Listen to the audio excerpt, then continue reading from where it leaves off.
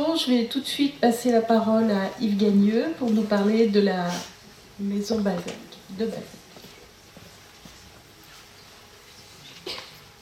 Alors la maison de Balzac appartient aussi à la ville de Paris, de même que Guernesey, mais la problématique est complètement différente. Je vais commencer par vous parler de rénovation à la maison de Balzac. Pourquoi rénovation? Tout simplement parce que le musée a fermé pendant à peu près un an pour construire une structure qui n'est pas vraiment une rénovation, qui est une création. Il s'agissait en réalité de mettre le musée aux normes pour l'accueil des personnes à mobilité réduite. Donc ça, c'est une obligation légale. Et mettre aux normes le musée pour les personnes à mobilité réduite, alors que le musée est sur les coteaux de Passy, donc complètement en pente, vous descendez l'équivalent de 2 étages pour arriver en haut d'une maison qui comporte 3 niveaux. Donc ça veut dire qu'il fallait créer un ascenseur. Donc l'ascenseur, on n'allait pas le mettre juste en face du musée qui est la maison de Balzac, on a préféré le mettre au fond du jardin. Il a fallu créer une structure. Pour créer la structure, on a bloqué le jardin, donc bloqué la maison a fermé pendant un an. La rénovation là-dedans, il n'y en a pas. Donc la rénovation, pourquoi quand même? Parce qu'on a expliqué à notre direction que si l'on fermait le musée pendant un an, fût-ce pour créer cette magnifique structure qui comporte un ascenseur, un café et un accueil, ce qui est très bien, malgré tout, les visiteurs risquaient de ne pas comprendre pourquoi, après un an de fermeture, le musée rouvrait avec des meubles couturés de toutes parts, avec des strates d'explications graphiques de différentes générations. Et donc on a fini par obtenir le budget pour faire une rénovation de l'intérieur. Et c'est plutôt de ça dont je vais vous parler, parce que cette rénovation, ça n'a pas été simplement un rafraîchissement, ça a été la synthèse d'une quinzaine d'années d'évolution de la maison de Balzac. Alors, pour comprendre l'évolution de la maison de Balzac, il faut déjà revenir un peu en arrière, c'est-à-dire déjà à mon prédécesseur, et même avant à la création du musée. La maison de Balzac est un musée, au départ, un musée privé, créé par une association de fanatiques de Balzac, disons, appelons-les comme ça, qui en 1908 réalisent surtout que tous les domiciles parisiens de Balzac ont été détruits, sauf son appartement à Passy, dans le 16e arrondissement, que vous verrez. Est-ce que j'ai une photographie? Non, je ne l'ai pas. Ça, je vous montre l'accueil à l'intérieur. Vous voyez, c'est très moderne. Balzac n'a pas connu ces lieux, comme vous pouvez l'imaginer. Et ça, c'est le café en bas. Pareil, Balzac n'a jamais pris la moindre tasse. Là, au fond, vous apercevez la maison, c'est celle que Balzac a connue. Et donc cette maison, eh bien, elle est louée en 1908, et puis elle est vide parce que Balzac a habité là pendant 7 années, quand il a quitté les lieux en 1847, ça a été reloué, puis reloué, puis retransformé. Quand vous avez une maison, pendant 50 ans c'est reloué, eh bien, vous refaites les cheminées, vous refaites les plafonds, vous refaites les planchers, vous changez, enfin vous modernisez, et donc c'est une maison qui avait tout le confort moderne, n'avait donc plus aucun des meubles de Balzac. Alors, malédiction pour les gens qui en 1908 aménagent les lieux, qui n'auraient rêvé que d'une chose, c'est de trouver quelque chose comme Guernesey. Avec le lit de l'écrivain, sa robe de chambre accrochée à une patère, ça aurait été l'idéal. Il n'y avait rien de tout ça. Donc qu'est-ce qu'ils ont fait? Eh bien, ils ont créé une évocation en gardant l'esprit du lieu, c'est-à-dire qu'en fait, c'est un endroit qui est destiné aux pèlerins. Les pèlerins qui connaissent parfaitement Balzac, connaissent parfaitement sa vie, parfaitement son œuvre, et qui viennent sur les traces de leur grand homme. Donc ils voient, ils respirent l'air. C'est l'air que Balzac a respiré, il a connu ces murs, c'est incroyable, j'y suis, c'est formidable. Et puis, vous avez le moindre objet en rapport avec Balzac, tout de suite, pour ces gens qui connaissent impeccablement tout, ça évoque des choses extraordinaires, ça les fait vibrer, donc c'est vraiment la fonction du pèlerinage, ça marche très très bien. Ça a fonctionné parfaitement jusqu'à 1945. À ce moment-là, le musée privé devient musée de la ville de Paris, qui ferme le musée, qui rouvre en 1960. En 1960, ça ouvre à peu près pratiquement comme c'était en 1910. Et puis, mon prédécesseur, à un moment, a réalisé que ça n'allait plus.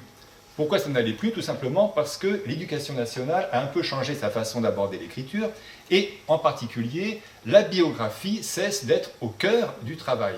Pendant très longtemps, on a considéré que l'homme expliquait l'œuvre. Donc, pas question de comprendre l'œuvre de Balzac si on ne connaissait pas parfaitement sa vie. Ce qui fait que, quand vous parlez de Laure de Berny, tout le monde connaissait Laure de Berny parce que c'était au programme. Laure de Berny, c'est la maîtresse, c'est l'initiatrice amoureuse de Balzac pour ceux qui, par hasard, ne le sauraient pas parmi vous. Et à partir du moment où vous avez cet enseignement, vous pouvez effectivement éprouver des émotions très fortes puisque vous connaissez tout. Quand vous n'avez plus cet enseignement, vous ne connaissez plus la vie. Donc, au fond, qui est ce bonhomme, Balzac? Je ne sais pas trop. Bon, l'œuvre était encore enseignée. Et puis, l'œuvre a été de moins en moins enseignée, parce que Balzac, c'est quand même dur, et maintenant, nos chères têtes blondes, il faut éviter de leur donner des choses trop difficiles, donc Balzac est encore au programme, on peut lire Balzac, mais on peut aussi y échapper. Ce qui fait que le public de pèlerins, le public cible au début du XXe siècle, était en voie d'extinction. Donc, problème majeur, si notre public est en voie d'extinction, que va devenir le musée?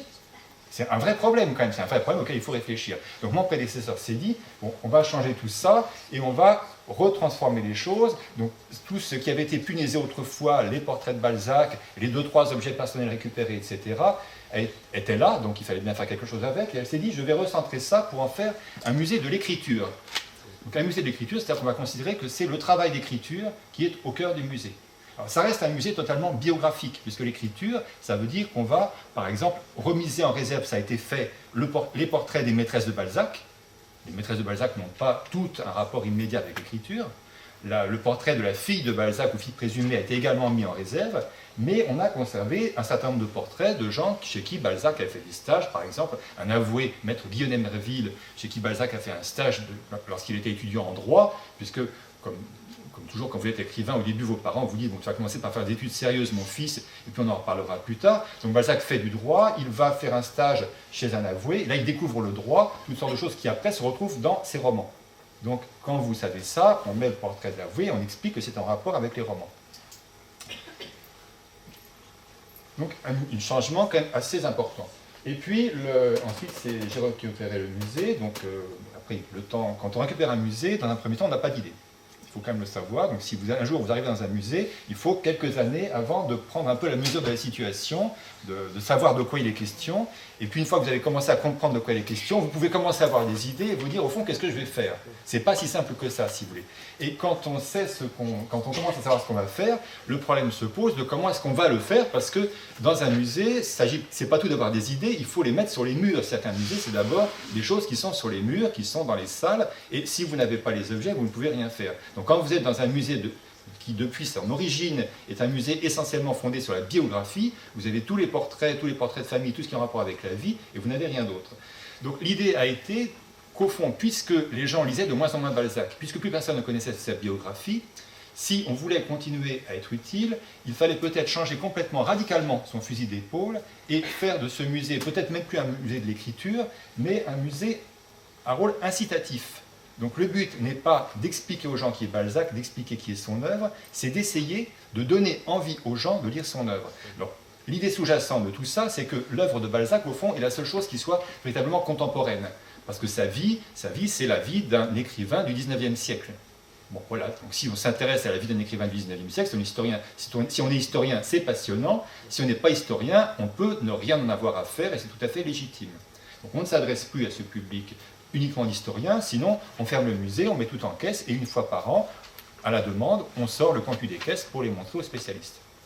Donc l'idée, c'est si on veut s'adresser à un vaste public, il faut essayer de voir en quoi l'écrivain peut toucher le public contemporain.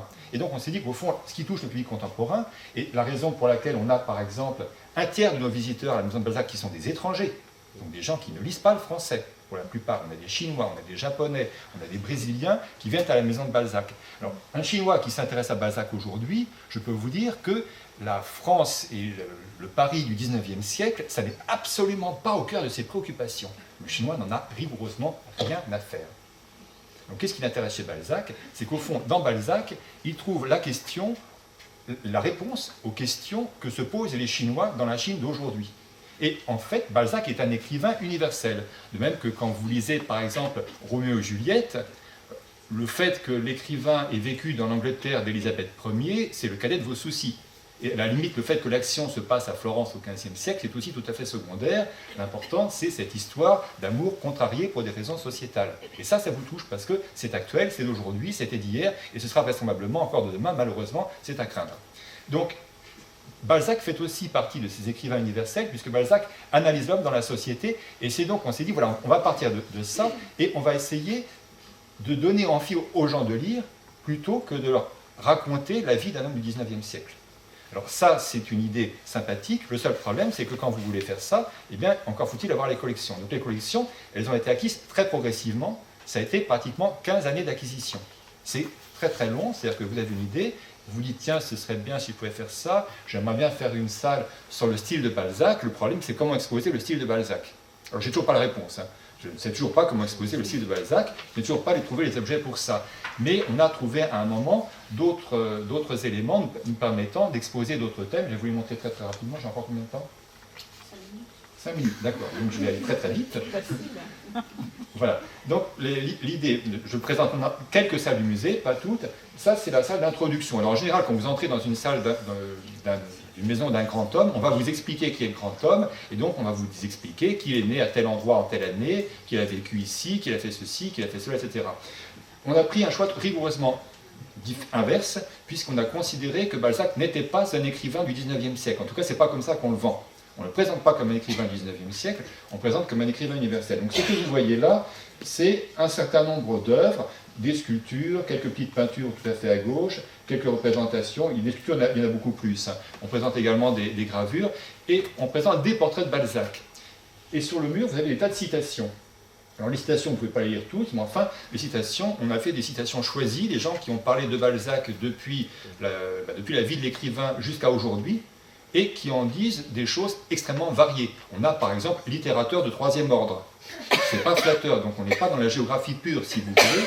Et puis on a d'autres choses totalement dithyrambiques, de Colette, de Stendhal, des remarques beaucoup plus acides de Gide ou de Flaubert, et voilà. Donc des choses très, très, très différentes, et qui parlent de son physique, et qui parlent de sa moralité, de son style, dans des termes complètement différents, puisqu'on on va du pire au meilleur, et on a toute la gamme. Et pour ce qui est des représentations, c'est pareil, vous voyez un Rodin complètement presque expressionniste, où on a des caricatures, elles qui sont beaucoup plus drôles, on a des Balzac jeunes, des Balzac vieux. Au fond, l'idée c'est de dire, voilà, Balzac, il y a autant de Balzac que de lecteurs, donc si vous voulez savoir qui est Balzac, c'est peut-être pas la peine de savoir quand il est né, il vaut mieux lire son œuvre, et en lisant son œuvre, vous ferez votre propre image, qui sera probablement différente de toutes celles qui sont là, pas plus juste et pas plus fausse. Et au fond, c'est la variété de ces images qui est un peu évocatrice de la richesse de l'œuvre. Donc on demande plutôt aux gens de se poser des questions, et on ne leur donne pas de réponse. Et surtout, on évite de donner des dates, on évite de donner des noms, parce que sinon ça correspond à un matraquage. Alors comme nous, notre but c'est de donner envie, l'objectif du musée c'est que les gens, en sortant de leur visite, aient envie de lire ou de relire l'écrivain. On ne donne pas envie de lire ou de relire en assénant à grands coups de massue des informations massives. C'est l'inverse. Donc il y a un équilibre, si vous voulez, très compliqué à atteindre, qu'on n'atteint pas toujours, ça dépend évidemment des visiteurs, entre trop d'informations ou pas assez d'informations. Voilà, après ce sont des parties, ce sont des choix, on aime ou on n'aime pas. Donc là on a présenté ici Balzac vu par lui-même, je passe très rapidement. Alors voici un autre exemple, cette fois-ci c'est pas très très clair de loin, mais quand on se rapproche on comprend mieux. On a voulu cette fois-ci expliquer un peu la méthode de travail pour montrer aux gens la façon dont Balzac œuvre. Alors vous avez toute une série de grandes feuilles qui se lisent verticalement de gauche à droite. Les deux à gauche qui sont superposés, ce sont les manuscrits, les deux premières pages du manuscrit de la vieille fille. Donc Balzac fait un manuscrit, quand on se rapproche, on voit que c'est très lisible, qu'il écrit bien, etc. Il envoie ça à l'imprimeur. L'imprimeur va, à l'époque, vous savez, on fait ça à la main, donc il va faire une épreuve, des fois qu'il y a 2-3 corrections de l'auteur. Là-dessus, Balzac reçoit les corrections et fait des changements massifs. Le texte est multiplié par 2, ce qui était les pages 17 et 18 de manuscrit devient le début de l'ouvrage. Balzac se rend compte qu'il a oublié de mettre le titre, donc il précise quand même la chose en passant. Bon, l'imprimeur voit revenir ça, il est atterré, on met tout à la casse et on recommence. On fait une deuxième épreuve qui est traitée de la même manière, puis une troisième, une quatrième, 9 épreuves. Donc ça, si vous voulez, quand on montre ça à des gamins, l'idée, c'est pas tellement de leur expliquer qui est Balzac, c'est de leur montrer ce que c'est que l'écriture et ce que c'est qu'un grand écrivain. Donc là, on est un peu dans la géographie, puisqu'on dit, voilà, Balzac est quelqu'un qui travaille énormément et qui peut reprendre son texte jusqu'à 17 fois de suite. Je vous défie de trouver n'importe quel gamin dans n'importe quelle école de France, quand il y a une rédaction à faire, qui écrit 3 fois sa rédaction. Alors, 17 fois, vous imaginez. Voilà, donc ça, c'est un élément. Voilà, on le voit d'un peu plus près ici, la façon dont ça se présente, c'est numéroté pour que les gens comprennent, et on a inséré des commentaires entre les deux pour que les gens puissent un peu intervenir. On a également une présentation de manuscrits dans cette salle, c'est un manuscrit par comparaison, on a un manuscrit de Balzac et un autre de Gautier ou autre, pour que les gens voient un peu la façon dont c'est travaillé. L'idée étant toujours qu'ils interviennent, c'est un peu le jeu des 7 erreurs. Regardez la différence entre l'écriture de l'un et l'écriture de l'autre. Il faut que les gens soient actifs et que les ambiances changent. Alors, ambiance complètement différente, le cabinet de travail, on reste cette fois-ci dans l'atmosphère traditionnelle, c'est totalement reconstitué, il y a par le fait qu'il y ait du rouge au fond, le reste on n'en sait rien. Voilà. Donc là, c'est une pièce assez sombre qu'avait installé mon prédécesseur et qu'on a laissée parce qu'elle fonctionne très bien, dans laquelle on évoque le travail nocturne de l'écrivain, ce qui permet de faire comprendre aux gens que ce qui paraît très précis chez Balzac, en fait, c'est quelque chose qui est écrit la nuit, donc c'est une description très précise d'un monde imaginaire. Donc on essaie de faire toucher du doigt le processus romanesque, et comme c'est une pièce biographique, on a donné à entendre, par un processus audio, on a donné à entendre des textes de Balzac pour justement faire le lien entre certains objets et l'écriture même. Une autre pièce, alors complètement différente, et là je vous montre ça, vous avez au milieu une sculpture, alors c'est un peu particulier, c'est pratiquement abstrait, alors ce n'est pas totalement abstrait mais presque, c'est un Balzac.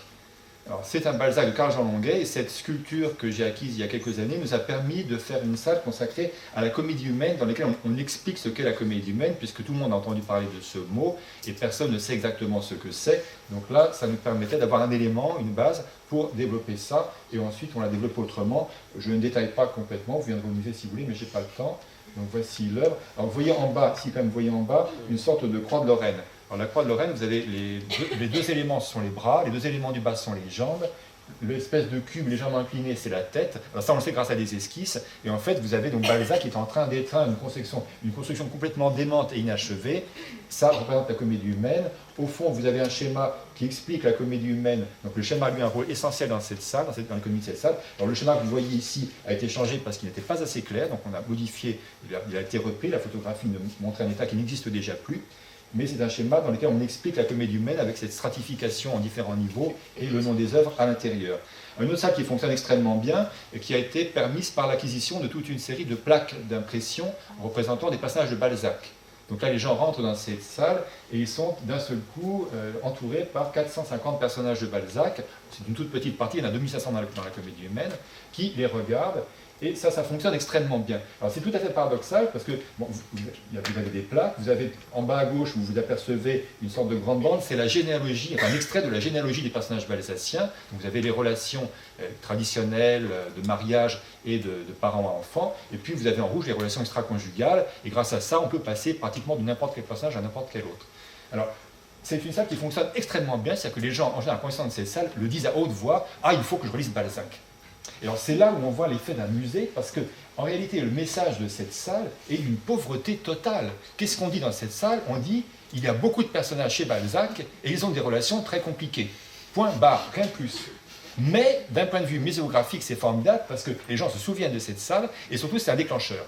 Voilà, donc c'est là où, si vous voulez, le musée peut apporter quelque chose de plus et de complètement différent par rapport à tous les discours, par rapport aux livres, par rapport à l'éducation. Et je le rappelle, il y a aussi pas mal de médiateurs parmi vous qui ont un point de vue différent. La première médiation dans un musée, c'est la salle. Et c'est l'accrochage. Donc l'accrochage, c'est la première médiation, ça passe avant tous les discours. Et quand l'accrochage est réussi, justement, le médiateur, c'est la personne qui présente, n'a plus rien à dire. Une salle ratée, vous arrivez, les gens se massent au début de la salle et attendent qu'on leur parle.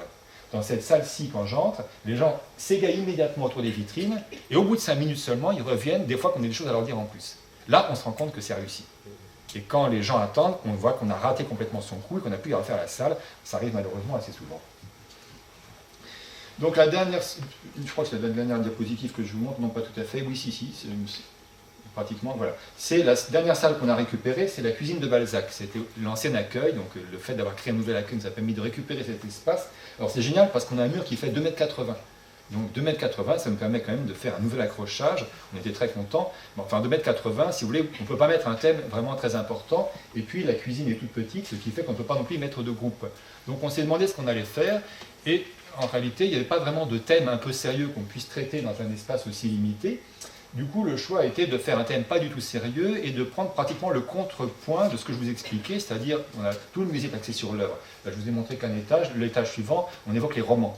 Donc on évoque les romans par les adaptations, par les illustrations et par les créations contemporaines de gens comme Pierre Alechinsky, Louise Bourgeois ou Édouard Rouillot par exemple. Donc toujours dans l'idée de donner envie aux gens de lire et de terminer sur une œuvre de touche de modernité avec des salles vraiment très très contemporaines pour que les gens voient que Balzac c'est aussi d'aujourd'hui et que les artistes aujourd'hui trouvent dans l'écrivain de quoi nourrir leur recherche, nourrir leur questionnement. Donc je vais m'arrêter puis après je vais me faire tirer les oreilles par le modérateur.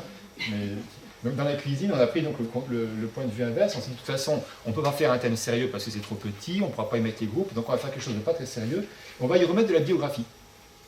Donc on a remis les portraits du père de Balzac au centre, à gauche de la mère de Balzac et à droite d'une des sœurs de Balzac, sa petite sœur. Voilà. Bon, avec quelques petits cartels à côté pour expliquer que ce sont des gens qui ont joué un rôle sur l'écriture. Pas de quoi casser une patte à un canard, hein, vraiment. Et puis voilà, donc là le mur était entièrement exploité, on ne pouvait rien mettre d'autre. C'était quand même un petit peu léger, mais heureusement il y avait un grand placard. Et on s'est dit, voyons, qu'est-ce qu'on met dans un placard quand on a une famille? On y met des choses honteuses. Donc on a décidé d'y mettre la vie privée de Balzac et d'y mettre toutes ses maîtresses. Enfin pas toutes parce qu'on ne les connaît pas toutes, mais d'en mettre une partie. Et pour que ce ne soit pas complètement imbécile, lorsque les gens ouvrent la porte, vous avez encore un mécanisme qui se met en marche et vous entendez la lecture de lettres de Balzac à ses maîtresses, et des lettres qui sont parfois des lettres directement aux maîtresses, parfois des lettres reprises de romans, parfois des lettres intégrées pratiquement dans le cours romanesque. Donc l'idée étant quand même, une fois encore, d'associer la biographie à l'écriture, et les dispositifs audio ne sont que dans les salles biographiques, parce que c'est le seul endroit où on a eu besoin justement de faire le lien entre l'œuvre même et ce que l'on présentait. Ailleurs, c'est plutôt l'œuvre qui est présentée. Voilà. Donc l'objectif, encore une fois, du musée, ça a été pour nous, je crois que j'ai plus rien, non j'ai plus rien. L'objectif du musée, je suis ouf. C'est vraiment pour nous d'avoir un rôle incitatif. C'est un parti qui est complètement discutable, donc qui sera tout à fait possible de remettre en question par la suite. Mais si on a mis si longtemps pour le faire, c'est qu'encore une fois, un musée se crée à partir d'œuvres et que pratiquement toutes les salles nouvelles ont été créées à partir d'acquisitions et que ça prend un temps infini. Voilà.